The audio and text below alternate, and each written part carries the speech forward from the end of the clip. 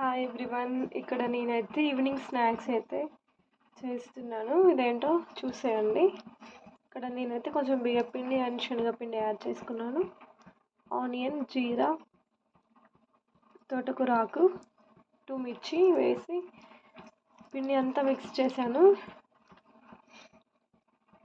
మరీ లూజ్గా కాకుండా టైట్గా కాకుండా ఈ కన్సిస్టెన్సీలో మిక్స్ చేసుకోవాలి. చిన్న చిన్న బోండాలు చేసుకుందాం.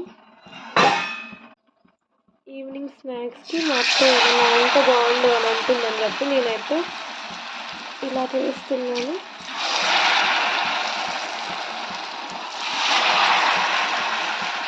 తోటకూర హెల్త్కి మంచిదని చెప్పి యాడ్ చేశాను. వీడియో అయితే స్కిప్ అయిపోయింది, నేను తీసాను. ఆయిల్ అయితే చాలా హీట్ అయిపోయింది, సో ఫాస్ట్గా ఫ్రై అయినాయి. నేనైతే ఇలా వేసాను చిన్న చిన్నగా. ఈ విధంగా ఫ్రై అయ్యాక తీసేసుకోవాలి.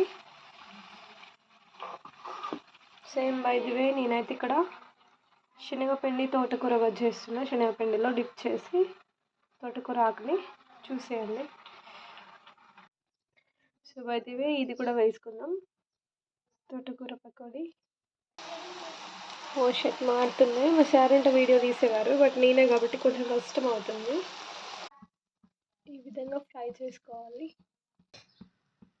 మనకైతే ఇక్కడ పర్ఫెక్ట్గా ఫ్రై అయిపోయినాయి. నాకైతే చాలా గోల్డ్ అండ్ కాఫ్, దానివల్ల వీడియో అయితే తీయట్లేదు. నిన్న కూడా వీడియో ఒక పకోడీ చేశాను, వీడియో తీశారు మా సార్, కానీ అప్లోడ్ చేయలేదు. బై ది వే ఇవన్నీ వేసుకోవాలి.